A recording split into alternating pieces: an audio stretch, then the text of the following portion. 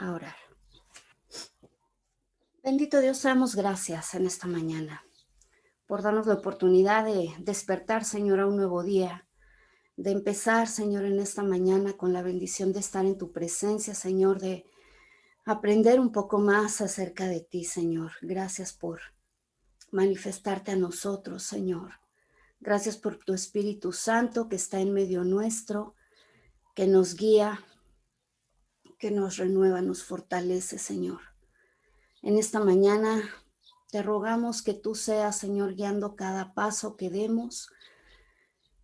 Es un privilegio, Señor, para nosotros poder empezar el día, Señor, en tu presencia, que podamos ser expuestos, Señor, a tu palabra, porque no es que nosotros leemos tu palabra, sino que tu palabra, Señor, nos lee. Hace evidente para nosotros lo que muchas veces nosotros no podemos ver en nuestro interior, Señor. Que empecemos en este día, Señor, siendo conscientes de tu presencia, Señor, con nosotros, para que también podamos andar en santidad, Señor, como es digno de ti. Que podamos estar dispuestos, Señor, no solamente a escuchar, sino también a atender tu voz, a obedecer, Señor, lo que aprendemos. Te rogamos, Señor, en esta mañana por cada uno de los que se están conectando, Señor, que haya disposición en nuestros corazones, para que nuestra tierra, Señor, sea una tierra fértil, que reciba tu semilla, Señor, y que lleve fruto. No queremos, Señor, que nada de lo que estamos aprendiendo se pierda, Señor. El anhelo en nuestro corazón es que podamos crecer, Señor, madurar y dar fruto, Señor, como es tu anhelo. Yo te ruego, Señor, por cada uno también de los que por alguna razón no se han podido conectar, que tú seas con cada uno de ellos, Señor, en las circunstancias que estén viviendo, Señor, y que permitas que eventualmente, Señor, también puedan acompañarnos. Gracias por tu amor, Señor. Bendito es tu nombre por siempre. Amén. Bueno, pues estamos revisando la verdad número 11, que es acerca de la iglesia, y hemos aprendido que en la palabra de Dios nos encontramos con diferentes, vamos a llamarle así, alegorías, que nos ayudan a comprender mucho mejor qué es la iglesia, a qué se refería Cristo cuando le dice a Pedro que sobre este fundamento, haciendo referencia a la verdad de que Él, Jesucristo, es el Hijo del Dios viviente, sobre ese fundamento iba a fundar su iglesia, perdón, ¿sí? Sobre esa roca. Y lo que mencionábamos es que no estaba hablando ciertamente de un edificio. Es interesante porque las ilustraciones o los símbolos que nosotros encontramos en el Antiguo Testamento ciertamente tienen que ver con construcciones humanas. Sin embargo, incluso estas construcciones humanas no fue algo que nació en el corazón del hombre, sino que es algo que fue dado por Dios. Hoy vamos a ver un poquito más respecto a eso en particular.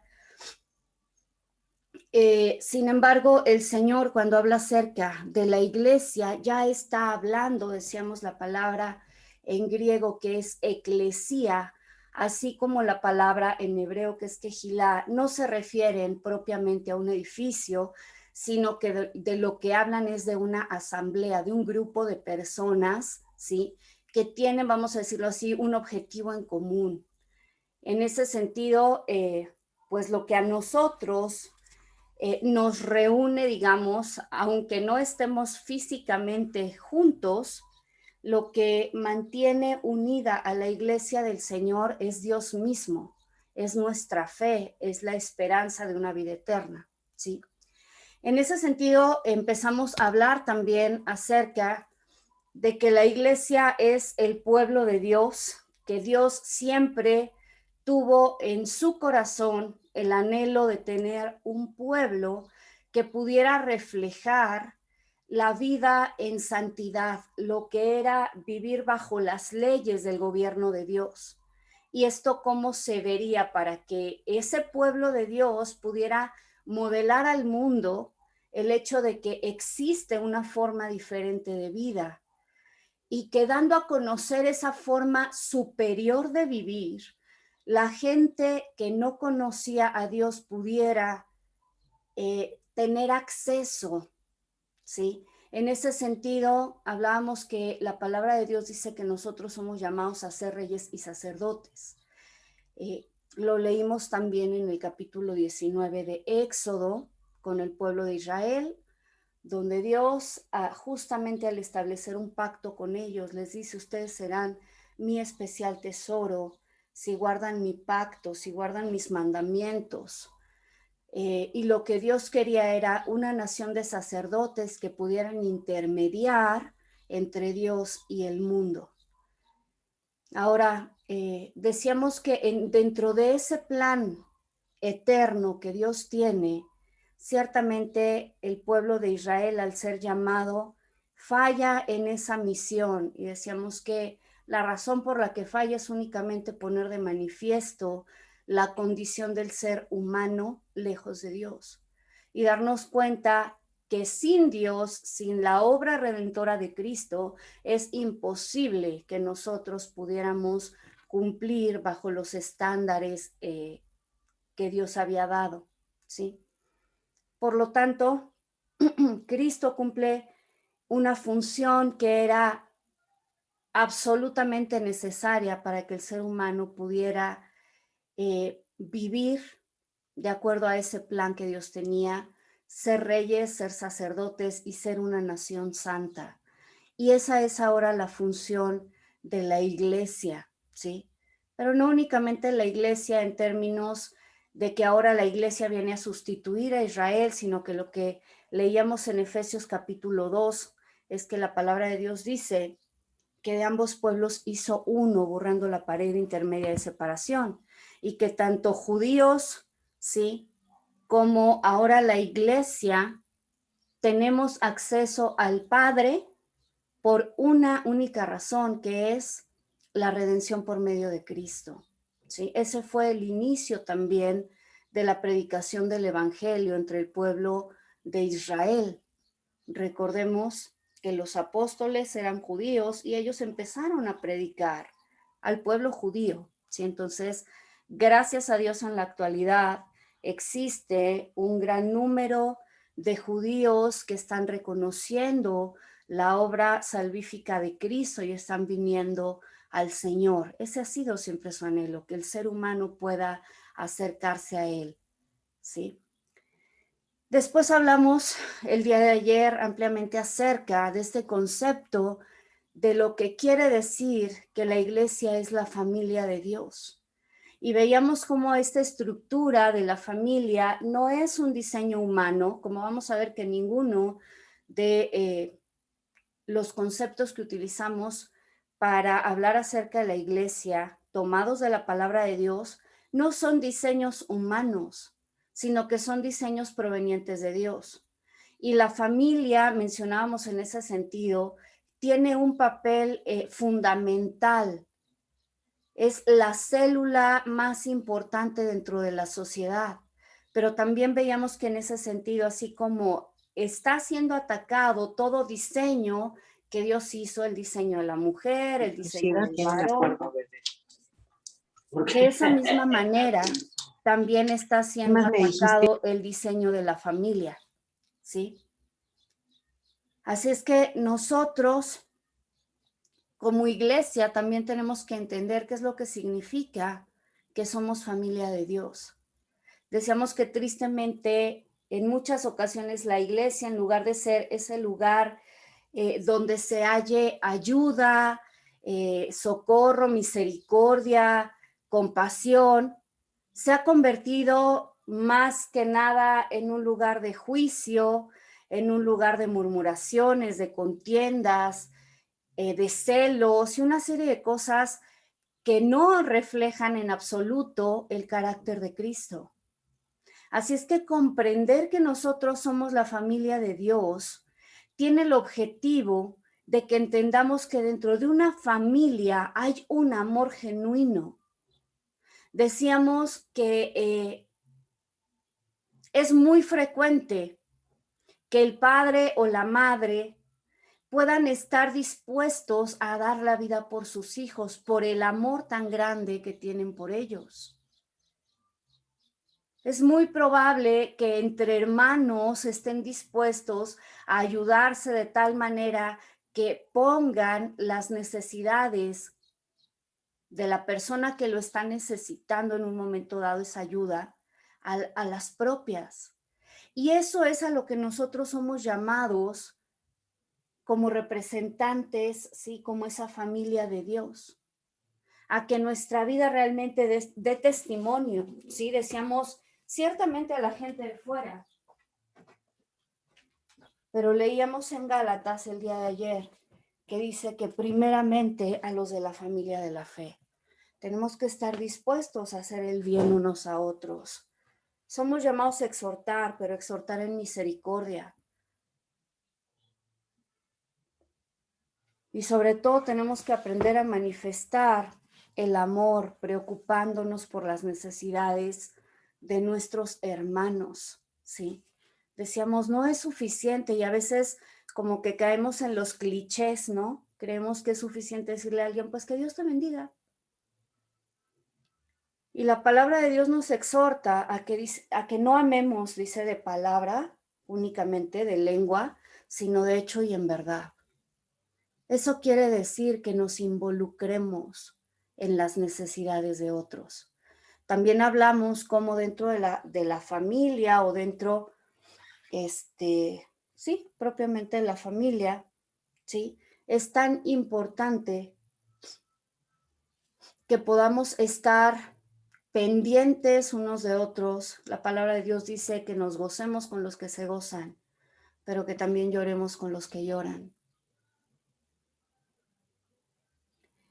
Después de esto, veíamos que la iglesia es el cuerpo de Cristo y hablábamos acerca de lo que esto implica. Decíamos que somos una unidad. Todos formamos parte de un cuerpo y muchas veces hemos considerado, ok, que asistimos a una iglesia, no que pertenecemos a, fíjense la diferencia. Asistir a una iglesia quiere decir ir a un lugar físico. En cambio, pertenecer a la iglesia quiere decir que soy parte, que formo parte de un organismo vivo. Así es que nosotros no asistimos, formamos parte de. Entender que somos parte del cuerpo de Cristo implica que entiendo que lo que hago no únicamente me afecta a mí. Escudriñamos el día de ayer este episodio en el cual Acán desobedece una indicación que Dios les había dado, que no debían tomar los tesoros que en un momento dado había en la ciudad de Jericó al conquistarla. Y sin embargo, él decidió hacerlo. Y bueno, quienes pudieron leer esta porción de la palabra se dieron cuenta cómo esto trajo una maldición sobre el pueblo de Israel. Y en la siguiente conquista que tenían que hacer de una ciudad que se llama Hai, ellos llegan y son derrotados. Y cuando Josué se acerca con el Señor para preguntarle, hasta cierto punto para reclamarle por qué habían sido derrotados, el Señor le dice que se levante. Le dice, no vengas delante de mí a llorar. Hay pecado en Israel. Y algo que tenemos que entender es que Dios no bendice el pecado. Como cristianos muchas veces hemos vivido engañados pensando que puedo vivir como me dé la gana y que de cualquier forma Dios me va a bendecir. Y eso no es cierto, eso no tiene un fundamento bíblico. La bendición es el resultado de la obediencia. Dios le dice, ¿cómo puedo prosperar? ¿Sí?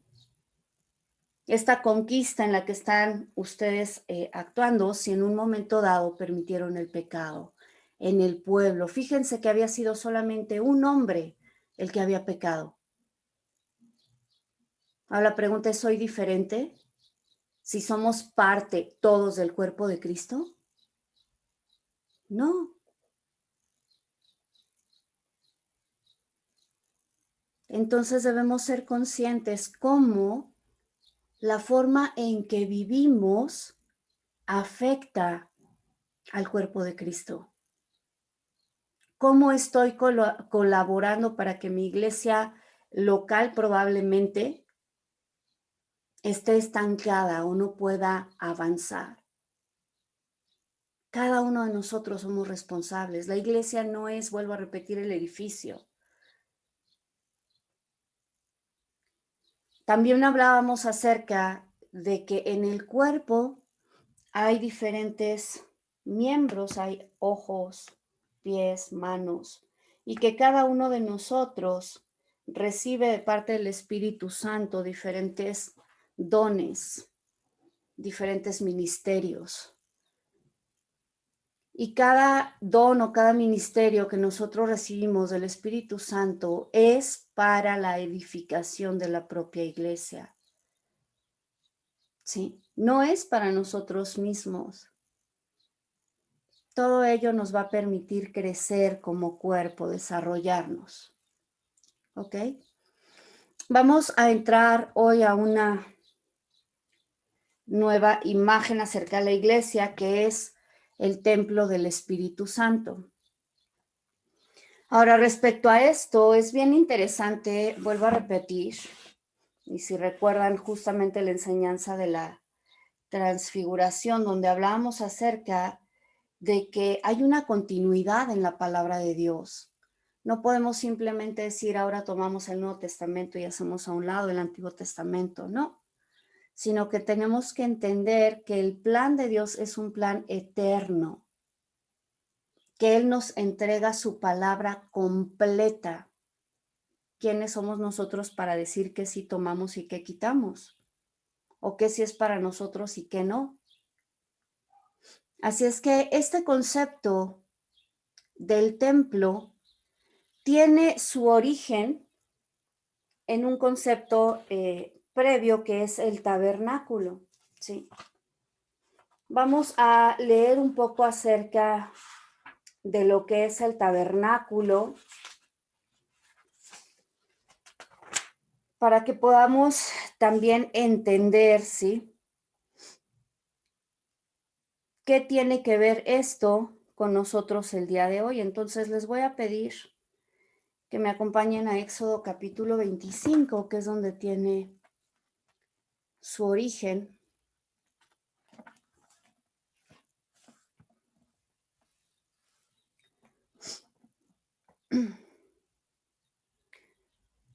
Éxodo capítulo 25.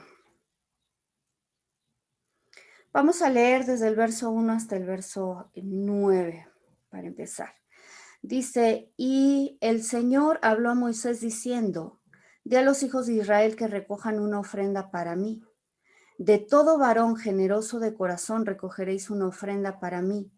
Y esta es la ofrenda que recogeréis de ellos, a oro y plata y bronce, azul, púrpura, carmesí, lino fino y pelo de cabras, también pieles de carnero, teñidas de rojo, pieles de tejones, troncos de acacia, aceite para el alumbrado, especias para el aceite de la unción y para el incienso aromático, piedras de ónice y piedras de engaste para el efod y para el pectoral, y harán un santuario para mí, y habitaré en medio de ellos. Fíjense, este verso es súper importante, el verso 8. Y harán un santuario para mí y habitaré en medio de ellos. El objetivo de diseñar y hacer un tabernáculo era que el Señor pudiera tener una habitación en medio de su pueblo. Ese siempre ha sido el deseo de Dios desde el principio, ¿sí? Recordemos que en Génesis la palabra de Dios nos refiere que Él estaba en comunión con Adán y Eva. Él se paseaba en medio del huerto y Él estaba en una constante interacción con el ser humano, ¿sí? El propósito de la creación del ser humano es la comunión con Dios. Y de hecho es algo que nosotros necesitamos.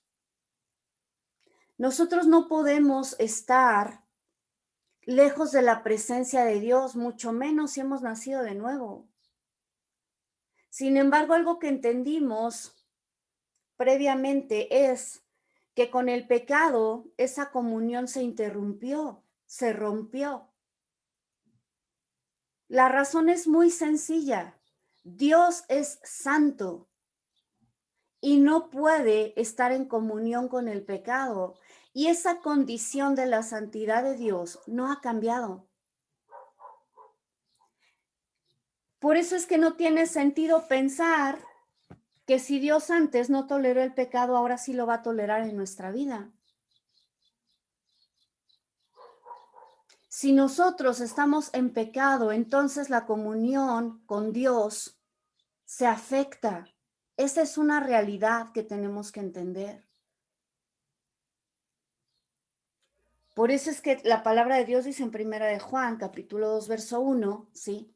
Si alguno hubiere pecado, abogado tenemos para con el Padre, a Jesucristo, el justo. ¿Por qué? Porque es necesario que estemos conscientes de que somos imperfectos, de que efectivamente podemos caer nuevamente en pecado y que Dios deja ahí una alternativa para que nosotros nos podamos reconciliar nuevamente. Por eso es necesario estar conscientes que necesitamos vivir en arrepentimiento, ¿sí? Pero eso no quiere decir entonces que podemos vivir en pecado, porque esa ya es una condición diferente. Alguien que vive en pecado es porque muy probablemente ni siquiera ha entendido el Evangelio, ni siquiera ha tenido un encuentro con Dios, ¿sí? Entonces dice, harán un santuario para mí y habitaré en medio de ellos. Lo que está haciendo aquí el Señor es darle indicaciones a Moisés acerca de cómo debía de cómo debía diseñar no diseñar, discúlpenme, sino seguir el diseño que la palabra de Dios dice, ahorita lo vamos a ver, que él mismo le mostró para que pudiera desarrollar, construir, ¿sí? El tabernáculo. Y el tabernáculo era ese lugar donde Dios iba a habitar en medio de ellos, ¿sí? Verso 9 dice, conforme a todo lo que yo te muestro, al modelo del tabernáculo y al modelo de todos sus utensilios, así lo haréis.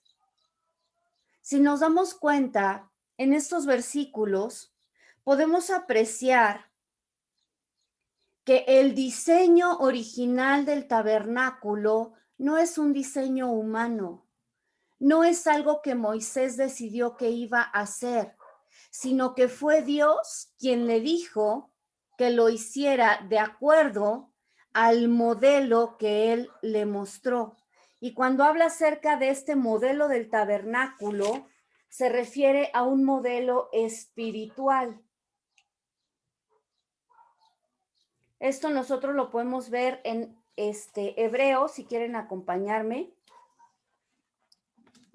capítulo 8.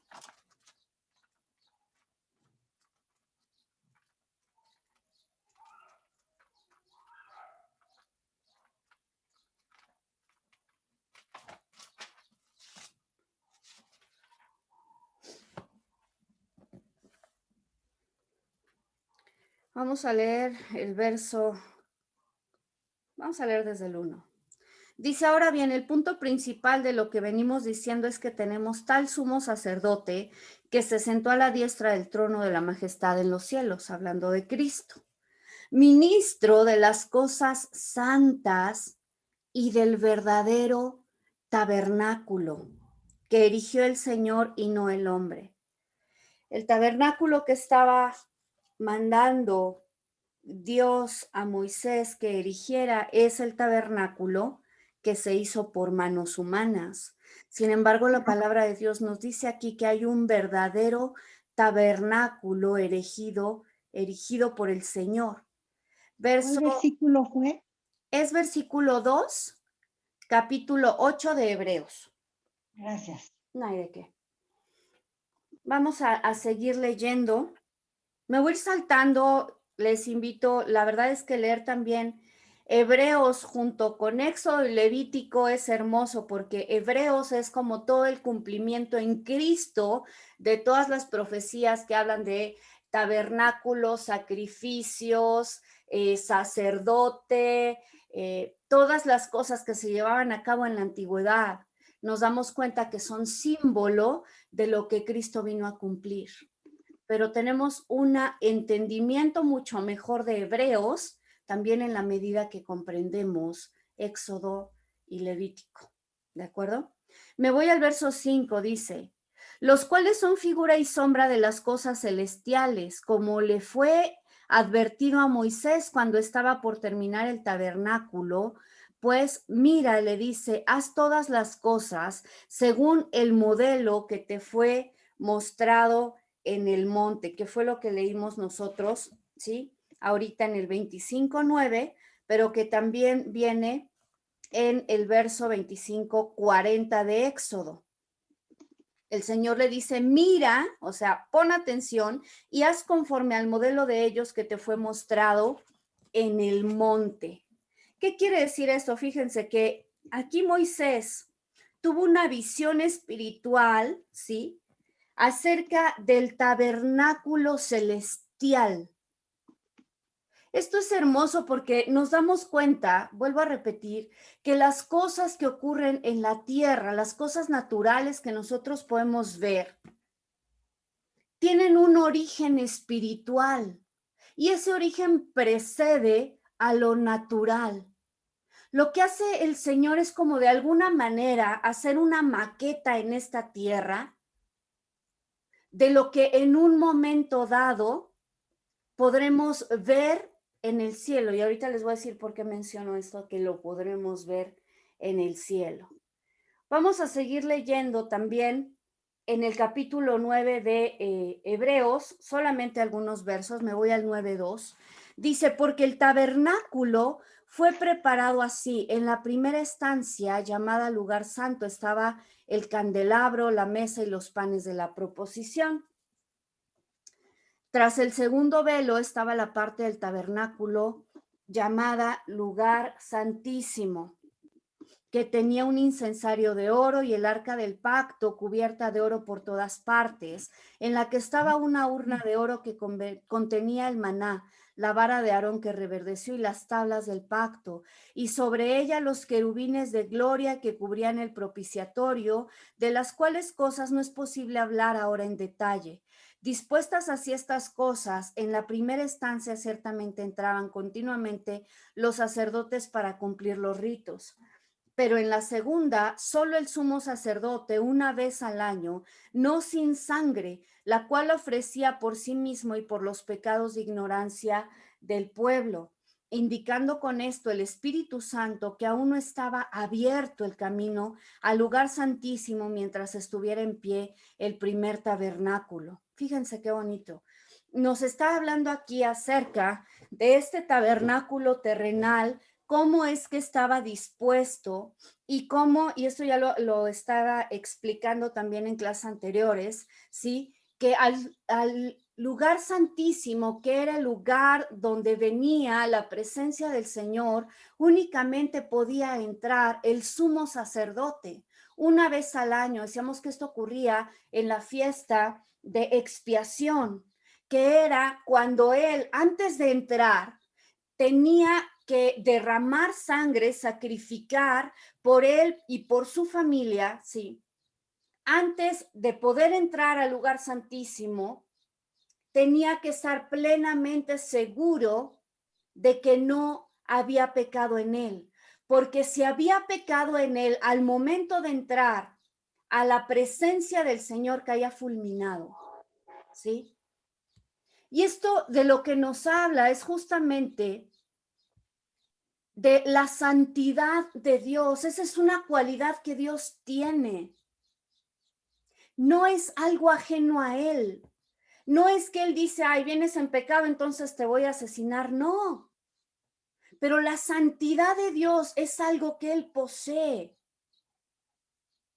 Y en tanto que nosotros no entendemos que venir delante de Dios implica venir en santidad, lo que ocurría, sí, en la antigüedad, es que la gente caía muerta.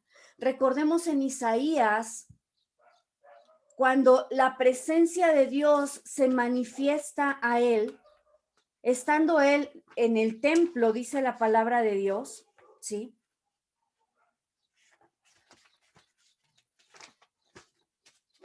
Esto es en Isaías, si quieren también, dejen ahí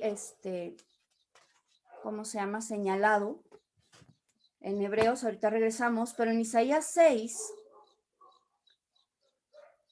justamente habla acerca de esto. Voy a leer unos versículos. Dice que en el año de la muerte del rey Usías vio a Adonai sentado sobre un trono alto y sublime, y sus faldones llenaban la casa, llenaban el templo.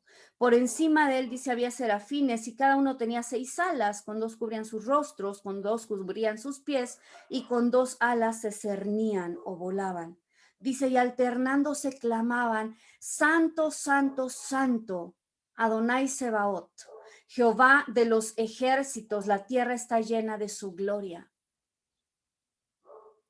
Esta es la cualidad de Dios, que no es suficiente con decir Dios es santo, sino que los mismos seres celestiales que están cerca de él dicen santo, santo, santo. Una cualidad exacerbada. Y cuando nosotros entendemos esto, como lo entendió Isaías, verso 5, dice, entonces dije, ay de mí, muerto soy, yo hombre de labios inmundos, que habito en medio de un pueblo de labios inmundos, he visto con mis ojos al rey, Adonai Sebaot. Pero uno de los serafines voló hacia mí con una ascua en la mano que había tomado del altar con unas tenazas, con un carbón encendido, dicen otras versiones. Y tocando con ella mi boca, dijo, he aquí, esto toca tus labios, quitada es tu culpa y limpio tu pecado. Si la sangre de Cristo no limpiara nuestro pecado, seríamos consumidos por la santidad de Dios. Porque Él sigue siendo santo, ¿sí? Vamos a regresar a Hebreos capítulo 9.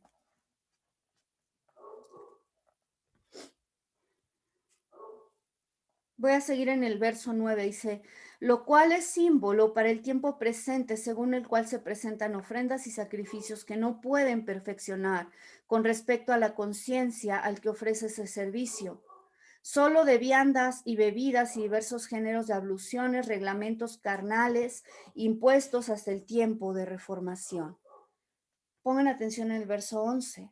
Pero habiendo venido el Mesías, sumo sacerdote de los bienes venideros, de los bienes llegados, dice esta versión, por medio de un mayor y perfecto tabernáculo, no hecho por manos, es a saber, no de esta creación, ni por medio de la sangre de machos cabríos ni de becerros, sino por medio de su propia sangre, entró una vez por todas en el lugar santísimo, habiendo asegurado eterna redención. Porque si la sangre de los machos cabríos y de los toros y la ceniza de la becerra rociada a los inmundos santifica para la purificación de la carne, cuánto más la sangre del Mesías, quien mediante el Espíritu eterno se ofreció a sí mismo sin mancha a Dios, limpiará nuestras conciencias de las obras muertas para servir al Dios vivo. La palabra de Dios nos habla, ¿sí? Si se dan cuenta aquí, Cristo es el tabernáculo, Cristo es el sacerdote y Cristo es el sacrificio.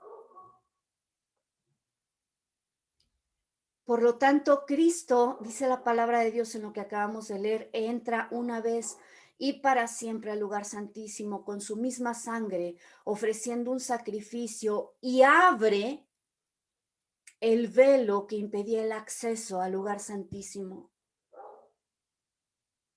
Hoy por su sangre derramada es que nosotros podemos tener acceso a la presencia de Dios. Y aquí es donde nosotros podemos entender cómo el Señor en la antigüedad, por medio de símbolos, por medio de estas cosas naturales, quería que nosotros pudiéramos comprender cómo es que se daba ese acceso a su presencia, que no cualquiera podía llegar ahí, para que nosotros hoy podamos valorar el sacrificio de Cristo y que podamos entender que ahora nosotros somos ese templo, ese tabernáculo, ¿sí?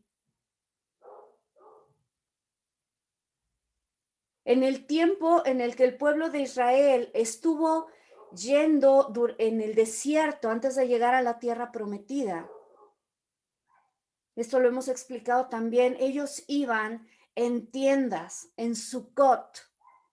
Sukkot o Sukkah es una tienda, ¿sí? ¿Por qué? Porque ellos iban en este trayecto y tenían que levantar la tienda, avanzar y volver a establecer su tienda en otro lado. Y cuando se hace el tabernáculo, también el tabernáculo tenía un lugar dentro de ese campamento y era un lugar central. Dios había diseñado que el tabernáculo estuviera en medio de todo el campamento, mostrando que cualquiera de los que estaban ahí podían, sí, tener acceso a la presencia de Dios, pero con sus limitaciones, porque hasta ese punto el poder tener acceso a la misma presencia de Dios en el lugar santísimo era el privilegio solamente del sumo sacerdote una vez al año, ¿sí? Ahora fíjense qué bonito es cuando nosotros entendemos que el tabernáculo tenía 3 partes: el atrio, el lugar santo y el lugar santísimo. Y de alguna manera estas 3 partes, cuando nosotros lo vemos ahora en nosotros, podemos entender, ¿sí?, que el atrio es nuestro cuerpo, la parte más externa de nosotros. Nuestra alma es el lugar santo. Y el lugar santísimo es nuestro espíritu, que es el que tiene comunión con Dios. La palabra de Dios dice que la comunión con Dios es de su espíritu a nuestro espíritu. Es en esta parte más profunda donde nosotros tenemos comunión con Dios. ¿Sí? Y cuando vemos también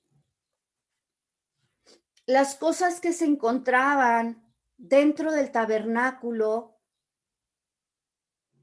entendemos también, por ejemplo, cuando Dios habla, ¿sí?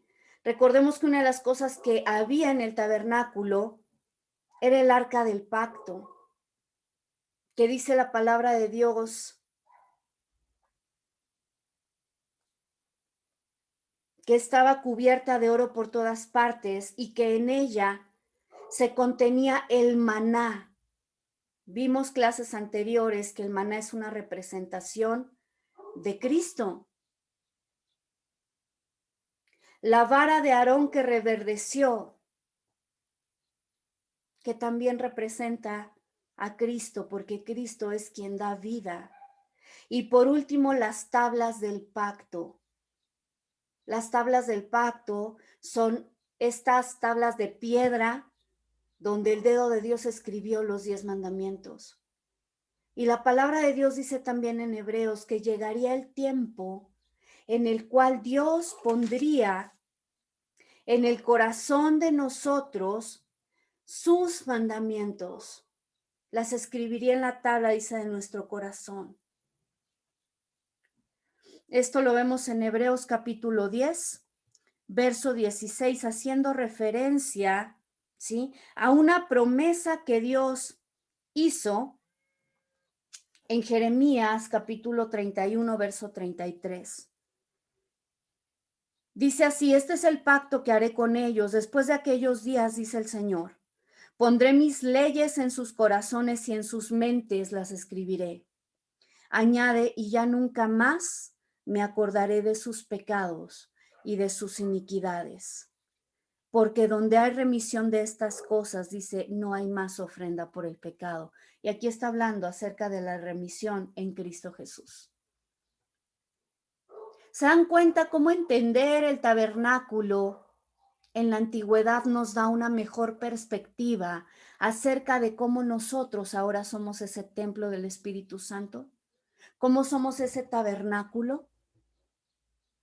Cristo mismo vino a ponernos también ejemplo de que Él era ese tabernáculo o ese templo, ¿sí? Después del tabernáculo que decíamos existió justamente en el tiempo en el que el pueblo de Israel iba pasando por el desierto.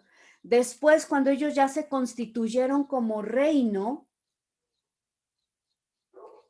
fue construido un templo. Este templo que también fue puesto en el lugar en el que Dios estableció que se pusiera. El templo que se conoce como el templo de Salomón, que originalmente es David quien pone en su corazón el construir una habitación para el Señor. Y Dios le dice: ¿cómo me vas a construir una casa? Yo no habito, sí, en casas hechas de mano. Sin embargo, lo que hace David es alistar y dejar todos los materiales que iban a ser requeridos para la construcción del templo. Y Dios le dijo que no iba a ser él quien lo construyera, pues había derramado mucha sangre. Sin embargo, quien tiene el privilegio de construir ese templo es Salomón, su hijo. Y para la construcción del templo, nuevamente, es Dios quien les dice cómo es que deben hacerlo, les da todas las indicaciones materiales, etc.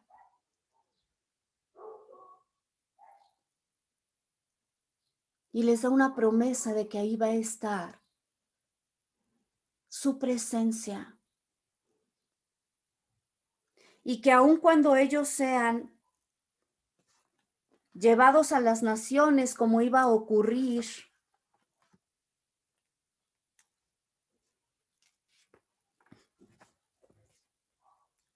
estando en el lugar que estuvieran, dice la palabra de Dios, si ellos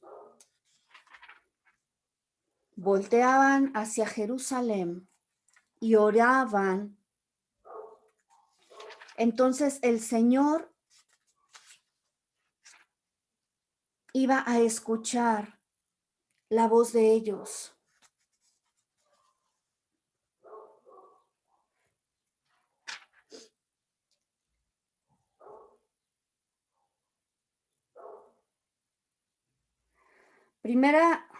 Bueno, podemos encontrarlo en Crónicas y Reyes. Vamos a leer unos versos acerca de la construcción del templo en Primera de Reyes capítulo 6.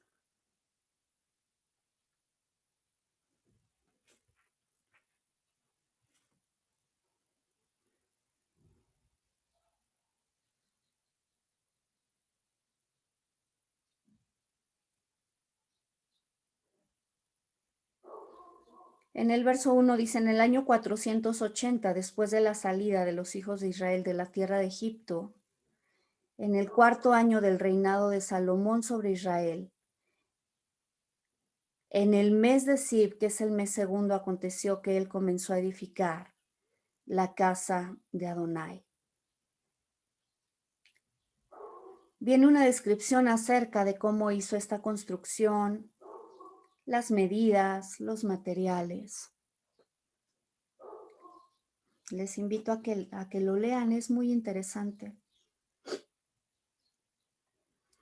Me voy a ir al verso 11. Dice, y la palabra del Señor fue dirigida a Salomón diciendo, en cuanto a la casa que tú estás edificando, si andas en mis estatutos y pones por obra mis juicios y guardas todos mis mandamientos para andar en ellos, yo cumpliré contigo mi palabra que hablé a tu padre David. Fíjense, nuevamente aquí vemos cómo la bendición de Dios viene como resultado de la obediencia.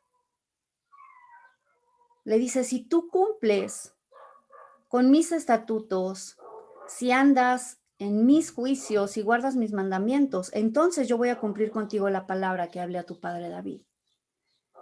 Y ven lo que dice el verso 13. En esta versión dice, tabernaculizaré en medio de los hijos de Israel y no abandonaré a mi pueblo Israel. ¿Alguien tiene este verso 13 en versión Reina Valera?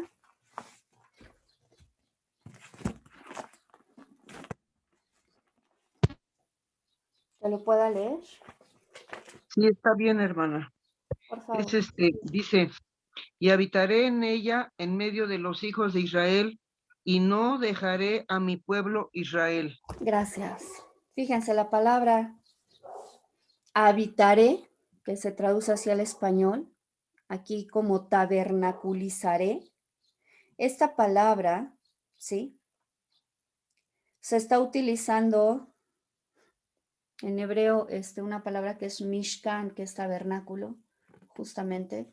Y que, fíjense, esta es una promesa que Dios está dando y es hermoso, porque esta es la promesa que Dios cumple. Cuando Él está diciendo, tabernaculizaré en medio de los hijos de Israel y no abandonaré a mi pueblo, esta es una promesa que se cumple también en Cristo. Ahorita vamos a leer esa parte. Dice, y Salomón edificó la casa y la terminó.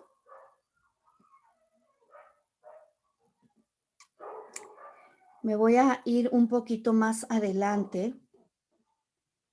Denme un segundito. Habla acerca de la forma en la que recubrió todo el interior, cómo construyó, etc. Verso 38 dice, bueno, desde el 37, en el año cuarto, en el mes de Sib, se echaron los cimientos de la casa del Señor y en el año 11, en el mes de Bul, que es el mes octavo, la casa fue terminada con todos sus detalles y de conformidad con el diseño prefijado, de manera que la terminó de edificar en 7 años. ¿Sí? ¿Qué texto puede ser, Leslie, por favor? Es el mismo capítulo 6 de Primera de Reyes. Me fui a los versos 37 y 38, okay. Perdón. Creo que no se los dije. No, está bien. Sí. Después, en el capítulo 8 de Primera de Reyes, viene la consagración de la casa. Y también voy a leer de aquí algunos versos. Dice, después Salomón hizo reunir en Jerusalén a los ancianos de Israel y a todos los jefes de las tribus, los príncipes de las casas paternas de los hijos de Israel, ante el rey Salomón para hacer subir el arca del pacto de Adonai desde la ciudad de David, la cual es Sión. Y todos los hombres de Israel se congregaron ante el rey Salomón en la solemnidad, fíjense qué bonito es esto, en la solemnidad del mes de Etanim, que es el mes séptimo.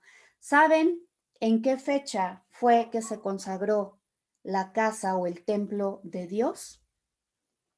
¿Alguna idea?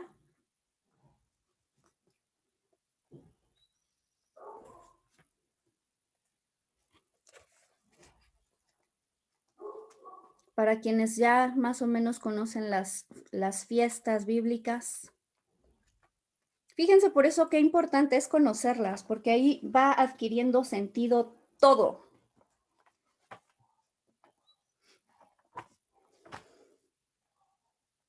¿No fue Les en voy a leer Pesa? cuál fue esta fiesta. ¿Perdón? ¿No fue Pesa? ¿Mande? ¿No fue en Pesa? No, En la fiesta de los tabernáculos, ¿no? claro, en tabernáculos. Ah, pues sí. En tabernáculos es que se construye el tabernáculo, que se construye el templo.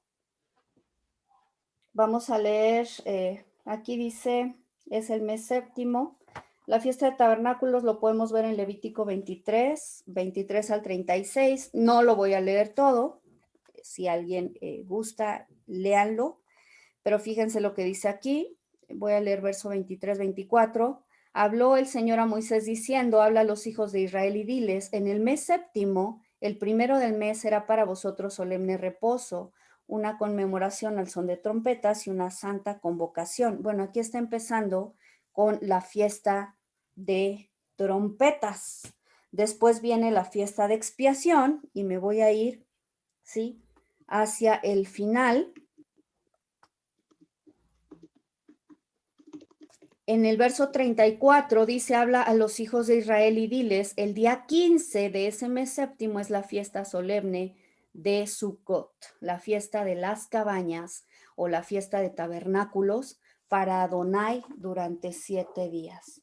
¿Ustedes creen que es casualidad el hecho de que el tabernáculo se haya erigido, el templo se haya erigido justamente en la fiesta de Sukkot, que es la fiesta de tabernáculo? No. Por supuesto que no. Estas No. son las fechas, las fiestas, los moedim señalados del Señor, ¿sí? Entonces, ahí quien esté tomando nota para que no voy a leer yo ahorita todo el capítulo 8, pero en este capítulo 8 es un capítulo muy, muy, muy hermoso, porque así como lo que hace Salomón es consagrar la casa de Dios. Una vez que él termina de consagrarla, ¿sí? Fíjense, está por ejemplo el verso 27, que es muy bello, dice, aunque en verdad Elohim habitará en la tierra, he aquí los cielos y los cielos de los cielos no te pueden contener, cuanto menos esta casa que he edificado. Sin embargo, oh Señor Dios mío, tú prestarás atención a la oración de tu siervo y su súplica para oír el clamor y la oración que tu siervo hace hoy ante tu presencia, perdón.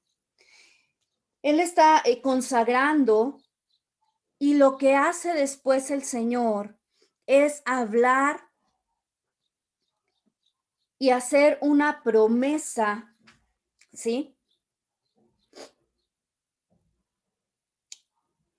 al pueblo de Israel. Esto que les estaba comentando. Lo voy a leer.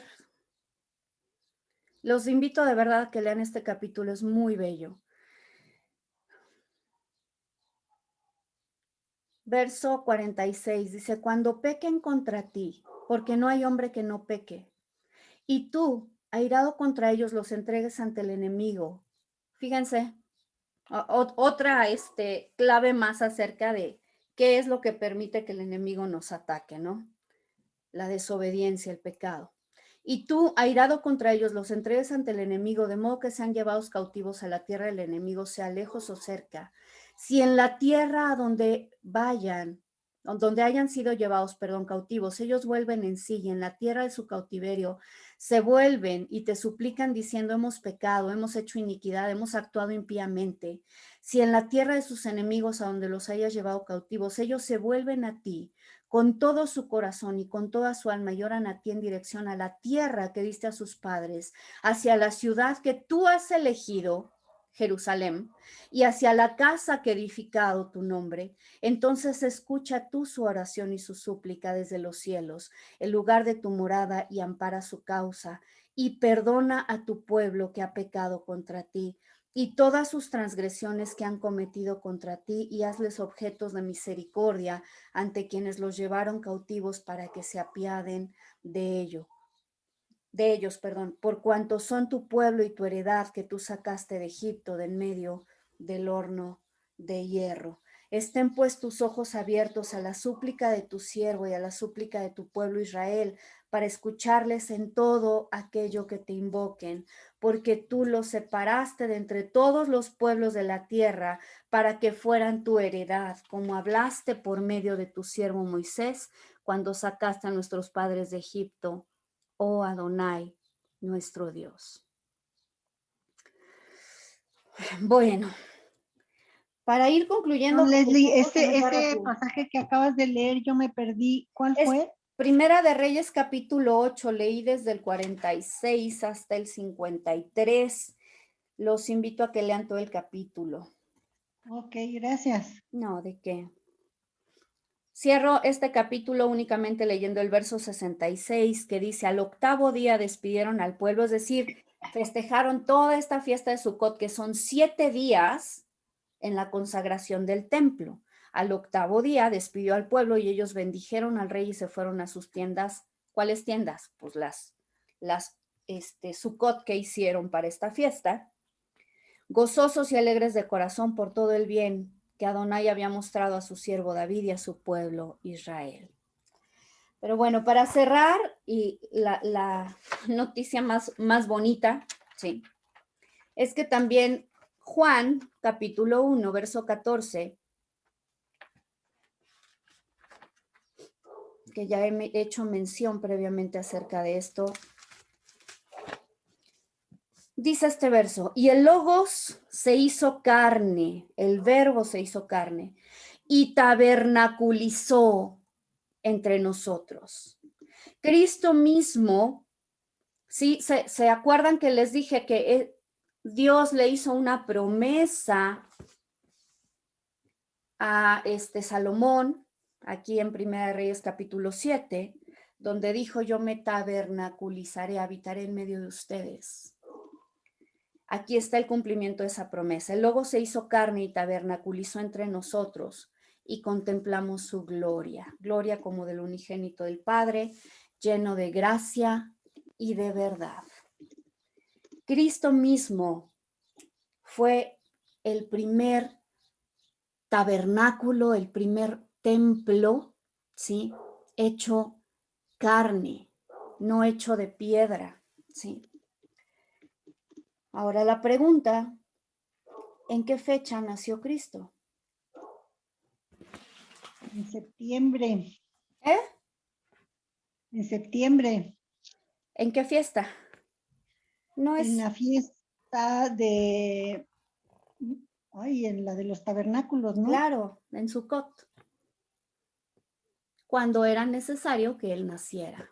Se está tabernaculizando, ¿sí? Y esto es lo hermoso de entender el Antiguo Testamento y ver el cumplimiento a la luz del Nuevo Testamento. Sí, ahorita lo vamos a dejar hasta aquí.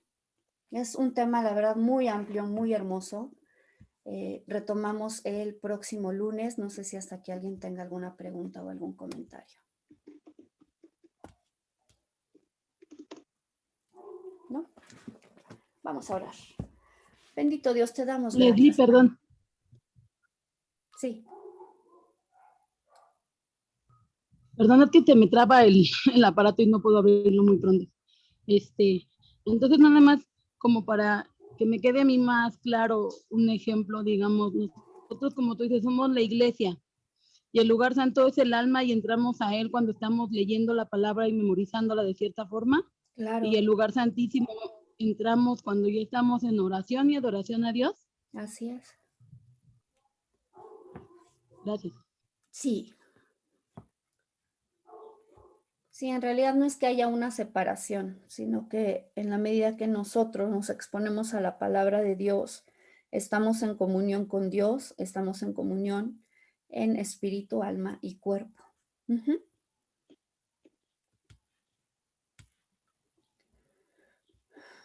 Ok, vamos a orar.